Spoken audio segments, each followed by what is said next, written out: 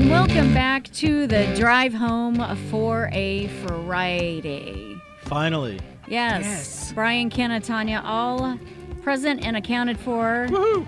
And we've got the fourth addition to the drive home. Yes, we do. We've got Dr. Ryan Jennings. Right. Hello. Oh, Well, good afternoon, guys. How are you? good. Good. How about yourself? It's fantastic. It's a beautiful day out, and I haven't had to talk in a long time, so I'm excited to have a chance to come chat. I know, right? Well, how's things been with you? They've been remarkably improving, as we've been kind of coming past right after the first year. We saw a little surge, probably a little Super Bowl related some stuff, but that settled down, and really we've been on a pretty nice trajectory since then.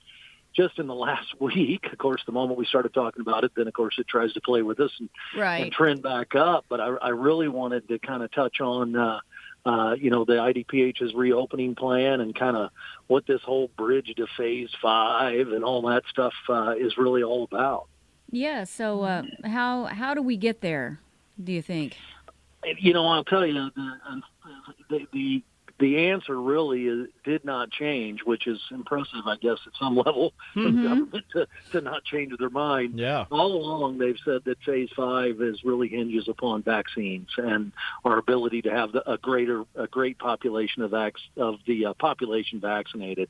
And so what they actually put out with the bridge to Phase 5 was kind of an in-between, that if we can get the highest risk population vaccinated, looking at the 65 and older crowd, then we can open up more of basically everything. I mean, almost every one of the traditional things that they've had limitations on starts to open up more during the bridge phase. And then when we finally get to Phase 5, it's business as normal. Once we can just get there, then we're home free. But it's a little tricky to get there. We've got a couple big hurdles here. The good news is vaccine availability has probably never been higher. So the number of vaccines that are available is great. The county health department's done a great job at getting them out there and getting them in folks' arms, and they have plenty of vaccine at their disposal, so much so that they went ahead and opened up to basically anybody over the age of 18 in Effingham County specifically, but several of the surrounding counties have gone ahead and basically opened it up to anybody over 18, which is, you got to have the vaccine if we're to get there. It's pretty hard to say, we can't open up until you get half your town vaccinated, and yet we don't have any vaccine available. So the good news is we got the vaccine available. So the bridge part says that we've got to get to 70% of folks over the age of 65 as a state. So the thing that's a little different in these phases is we're not allowed to move just by region. So before, remember, they split us up into a bunch of different regions. To get to Phase 5, we actually have to move as a state. So as a state, we have to get to where at least 70% of the 65 and older population has gotten at least one dose. And we can't see any significant backwards trends as far as the number of people developing the disease, the number of hospitalizations, ICU beds, those things that we've been looking at all along that for quite some time now. That piece of it seems to be really in pretty good control. And honestly, we're statewide at a little over 67% of folks over 65 have gotten at least one dose of vaccine. So we're really close. Yeah. To getting the bridge to Phase 5. So that's good news. And like I said, that doesn't get us wide open, but it makes a huge difference in how many folks can be inside. And, of course, now that we're finally getting into good weather, the outside opportunities go up dramatically as well, to where, you can have outdoor events with 500 people and stuff like that. So, and the other thing that's really interesting, I have no idea how we're going to keep track of it. They give us no direction on how to keep track of it. But that's the people that have been fully vaccinated don't count in the numbers. Right. So you could actually have 500 fully vaccinated people, and that's still zero. You'd still have room for another 500 people. So as we get, and like I said, I don't know, there's no real guidance on how do you prove somebody had the vaccine. I think everybody at this point, realizes hopefully how important it is, and will help us to just get there and just get us through the numbers. And then to get fully to phase 5, we got to hit 50% of everybody, and that's a higher goal. Obviously, that number is not as impressive. But again, the vaccine hasn't been available to the vast majority of the population up until recently. So right now, there's only about maybe 28% of folks that have gotten the at least one dose. So it's getting there, but quite a ways to go. And there's only about 15% of people that are fully vaccinated, meaning they've had the full series, if it's the 1 or 2 dose series, and then they're 2 weeks after that. So, but we're making headway, and that's all. Most counties, that's the county health department's works. Some of the other counties, various healthcare facilities have helped some, but the health departments have really taken the lion's share of the work everywhere. So great work. I will have to say, because I was at the health department or thereabouts yesterday, and, they have it down to a science.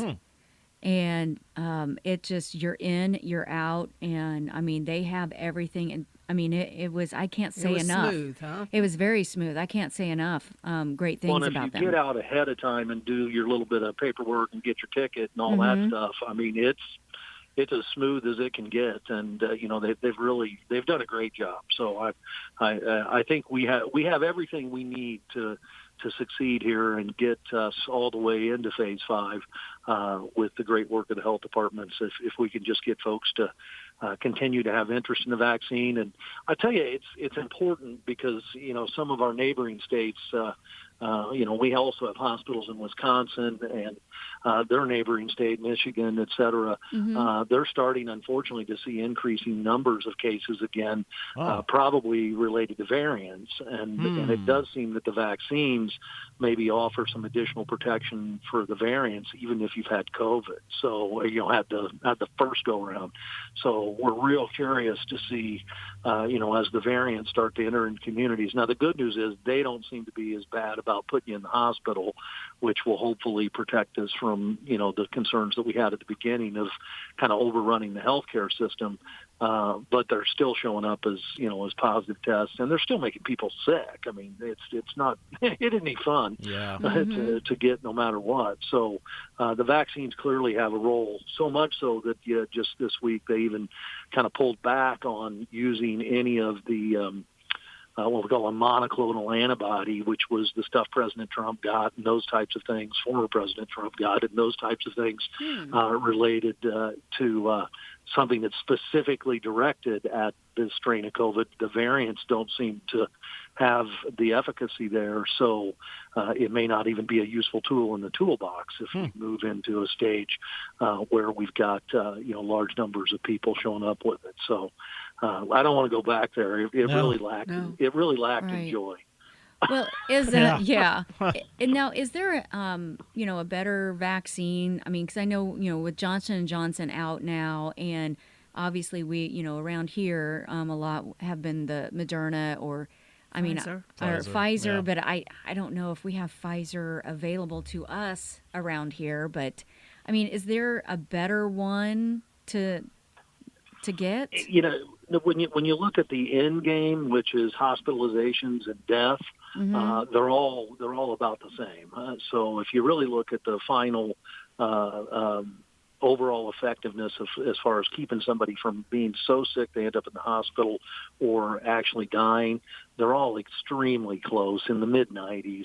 Now, if you just look at whether or not they completely protect you from getting COVID, period, then the Moderna and the Pfizer vaccine both seem to be superior to the J&J vaccine. But they also require 2 doses, and there's a little trade-off in the convenience of the J&J vaccine. When at the end of the day, if the end game is just not getting so sick you end up in the hospital or dying, the Johnson & Johnson vaccine seems to be equally effective. So really no no downside to any of them. And yeah, to your point, we haven't seen a lot of Pfizer here because of some of the storage requirements, although they've even backed off on that, which I think is going to improve vaccine availability as well. Okay. But still, we're still kind of a subject to. We'll take what we can get and get it in people's arms, Right.